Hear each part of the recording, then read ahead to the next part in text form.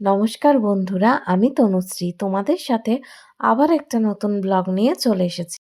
2024-এ শ্রীরামপুর কিভাবে আলোর সাজে সেজে উঠছে সেটাই দেখব।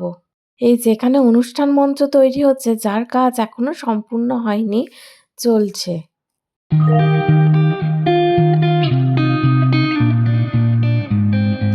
এই আলোর গেটটা দেখো, ক্রিসমাস বেল আর স্টারগুলো কি অপূর্ব! এই গেটটার সৌন্দর্য আরও বাড়িয়ে দিয়েছে। একদম 25শে ডিসেম্বরের সাথে সামঞ্জস্য রেখেই এই গেটটা তৈরি করেছে। এই রকম শুধু একটা গেট না, অনেক গেটই তৈরি হয়েছে। ওই যে দূরে সেন্ট ওলাফ চার্চের চূড়া দেখা যাচ্ছে।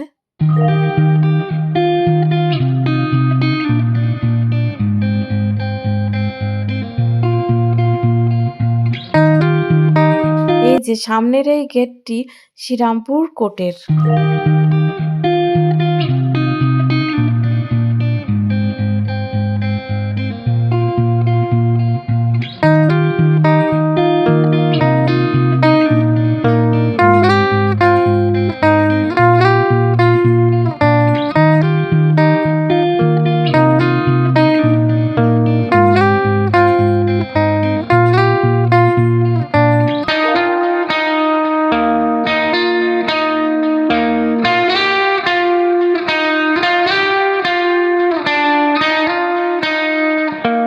এই যে আমি আর আমার ছেলে হেঁটে চলেছি আলোর মধ্যে দিয়ে, কি ভালোই না লাগছিল। আমাদের মতন আরও অনেক মানুষই আলো দেখার জন্য ভিড় জমাচ্ছে। গাছগুলোকেও খুব সুন্দরভাবে আলো দিয়ে সাজিয়ে তুলেছে।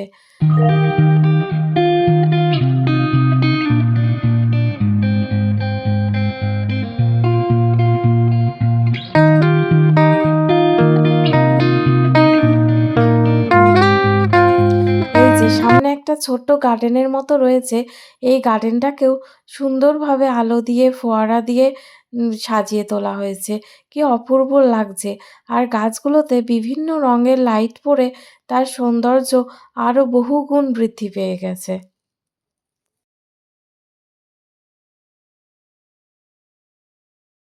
এই যে আমরা এখন সেন্ট ওলাফ চার্চে চলে এসেছি। কত ইতিহাস সাক্ষী বহন করে দাঁড়িয়ে আছে এই চার্চ।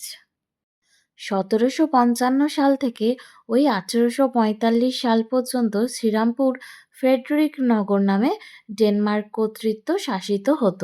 1814 সাল পর্যন্ত ডেনমার্ক এবং নরওয়ে একটি সংযুক্ত রাজ্য ছিল এবং নরওয়ের ওলে বি শ্রীরামপুরের দিনেমা সরকারের প্রধান হিসাবে সবথেকে বেশি দিন কাজ চালিয়েছিল।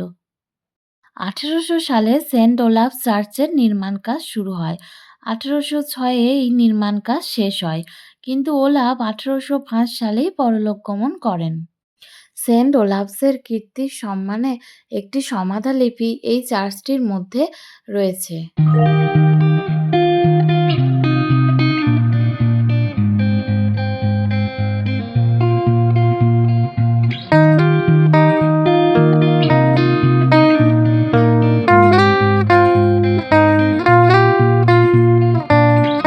এই যে এই চার্চটির ইতিহাস একটি জায়গায় খুব সুন্দর করে বর্ণনা করা রয়েছে। এরপর আমরা চলে গিয়েছিলাম শ্রীরামপুর খাদ্য মেলা। এই মেলাটি হয়েছে শ্রীরামপুরের বিখ্যাত মাহেশের জগন্নাথ মন্দিরের সংলগ্ন মাঠে। এই মেলায় প্রবেশের জন্য টিকিট কাটতে হয়েছিল, আর টিকিটের মূল্য ছিল 10 টাকা। এই মেলার সময় দুপুর 12টা থেকে রাত্রি 10টা, আর মেলা চলবে 21শে ডিসেম্বর থেকে 25শে ডিসেম্বর পর্যন্ত। মেলায় ঢুকতেই চোখে পড়ল নবদ্বীপের বিখ্যাত মিষ্টি ক্ষীর দই। এই যে এটি একটি কাবাবের দোকান, অনেক রকমের কাবাব এখানে পাওয়া যাচ্ছিল।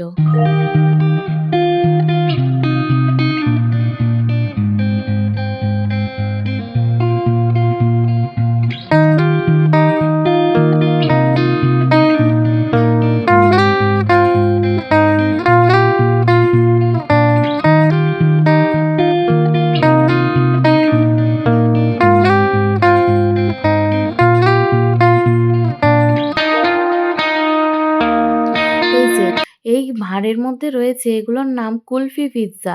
পিৎজাগুলো ভাঁড়ের মধ্যে বিক্রি হচ্ছিল বলেই এই রকম নাম। আমি এটা কখনো দেখিনি আগে, এই প্রথম দেখলাম। তোমরা কি কেউ আগে দেখেছো? এরপরেই চলে গেলাম বকখালি থেকে আসা একটি মাছের দোকানে, যেখানে ভেটকি মাছের বিভিন্ন রকমের আইটেম ছিল।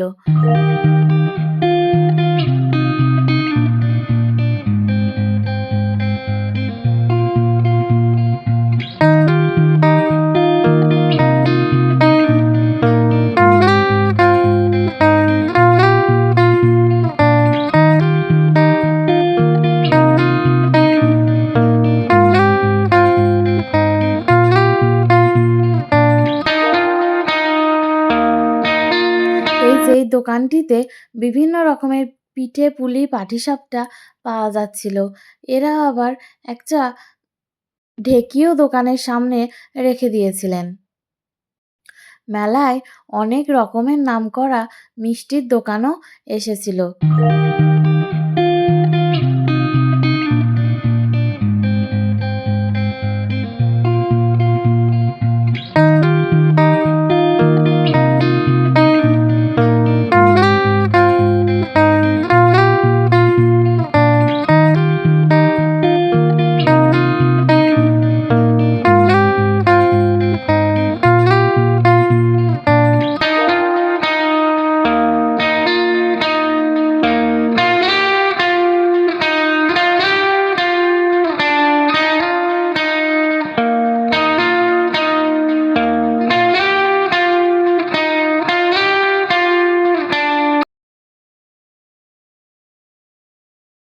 এই যে আমরা এখন ওই সূর্যমোদকের মিষ্টির দোকানে এসেছি। এখান থেকে আমরা বাড়ির জন্য কিছু মিষ্টিও নিয়ে নিয়েছিলাম।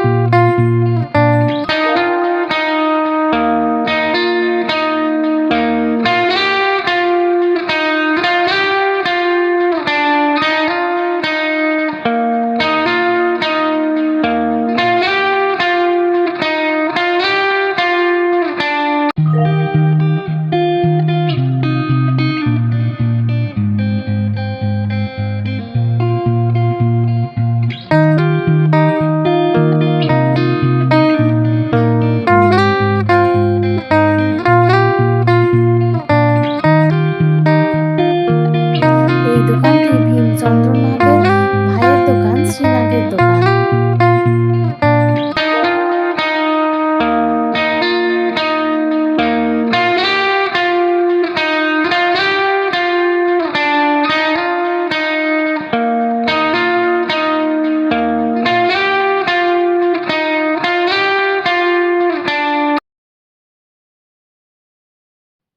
এটি একটি নবদ্বীপের দইয়ের দোকান। সেখানে বিভিন্ন রকমের মিষ্টি, ঘি এগুলোও পাওয়া যাচ্ছিল।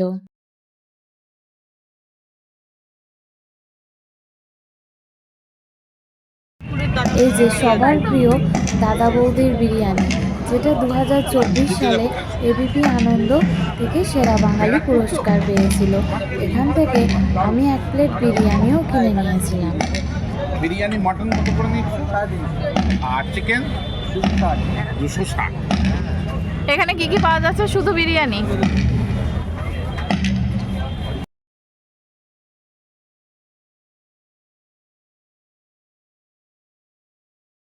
এই মেলার মধ্যেই একটা জায়গায় মঞ্চ করে আবার সাংস্কৃতিক অনুষ্ঠানও হচ্ছিল।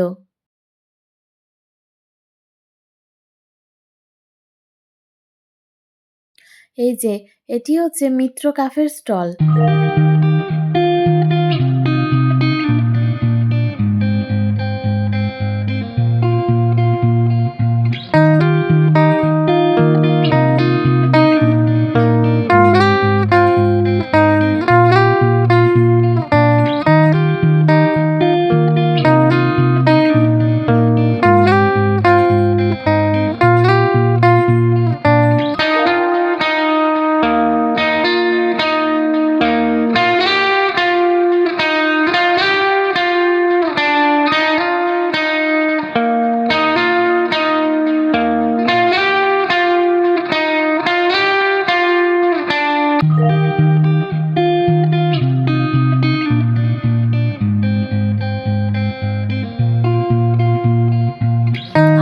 এইটুকুই।